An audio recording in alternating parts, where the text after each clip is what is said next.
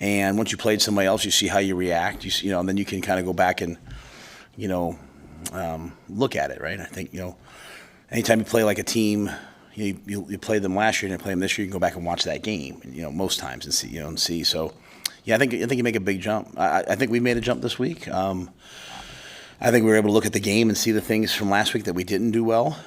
Look at some players and see what their natural strengths are. We came out of that game healthy.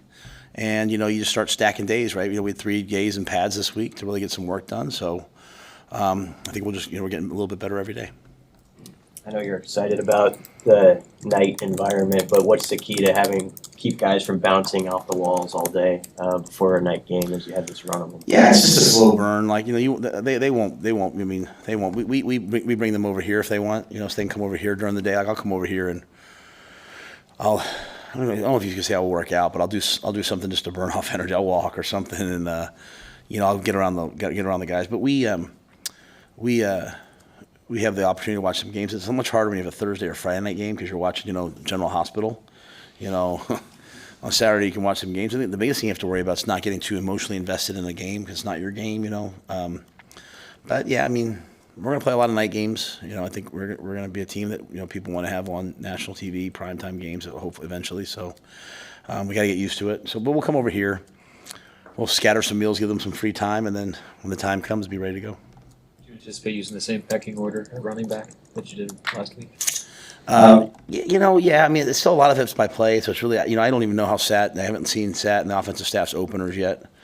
So, it could be really any of the guys to start it. But Ramir, the first time we go out on third down, Ramir will take those snaps. And, so I think it'll be pretty close to the same. It's just I don't know how exactly the game will start, to be honest with you. For some of the guys who weren't ready for UTEP, Blyhill, Lutovsky, Gunner, are they ready to go for this one? Yep, they're all up. Sort of the same formulaic kicker as you had the first week. I think Tristan would be the kicker. I think there's probably a spot maybe where we could use Hull, but I think we feel really good about where Tristan's at right now. And John, once he settled down in the game, kicked off the second 2 kicks. He kicked them with over 4-second hang time. Kicked the ball through the end zone. So, Tristan's our field goal kicker. As the future schedules sit right now, there isn't another game between Nebraska and Colorado moving forward. What do you hope for this rivalry? I have no thoughts on that, honestly. I think none of us really know what the world's going to be like here soon, and until all the conferences have we all play the same amount of conference games. As I've said to you before, if they would have said to me last year, like, hey, we're going to schedule UCLA and USC of the non-con in the same year, I'd have thrown a fit. Well, here they are. So, I don't know that. Troy, the good thing about having Troy, he'll handle all those things. I'm kind of just very much in the moment. I do think it's great we're playing, but I don't know what'll happen. And Matt, with the heated rivalry and all the eyeballs, all the cameras and stuff on this game, what's the message to the players when it comes to just keeping composure on the field when just a heated electric environment? Yeah, I mean, it's the same message we have all the time. I mean, to me, when we play, we're worried about us. We try to play one snap at a time. I mean, if you come to practice or if you listen to something I say on Chasing Three, it's pretty much always the same thing, right?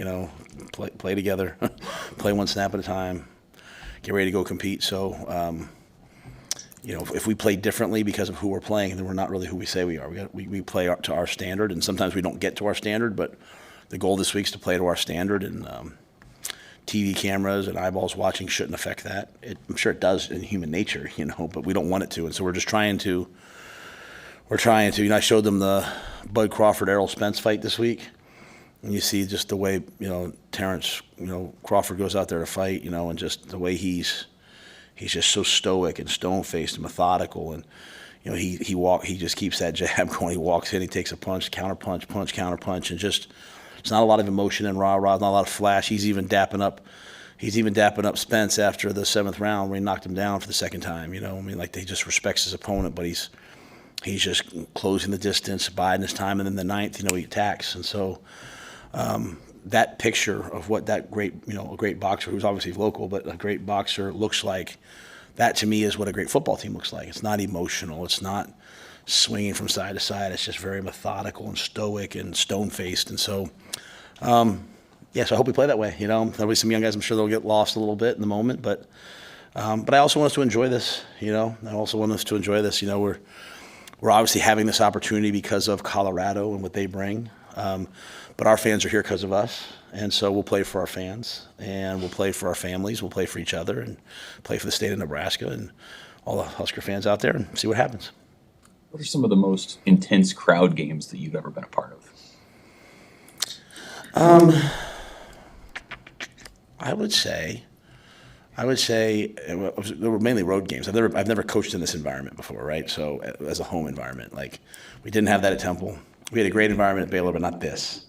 And we didn't have it in Carolina. First year was COVID, and so it's just a different. So I've never had that. NFL stadiums, as I've said, are different. But you know, I'd say when I was at Temple going to Penn State. I mean, Penn State's really, really loud. You know, it's a steel stadium. I mean, even the double-ear thing hasn't worked.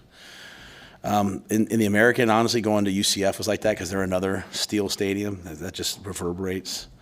But I'd say the loudest place I've probably ever been would probably be Penn State. Is there anything new on Javen, right?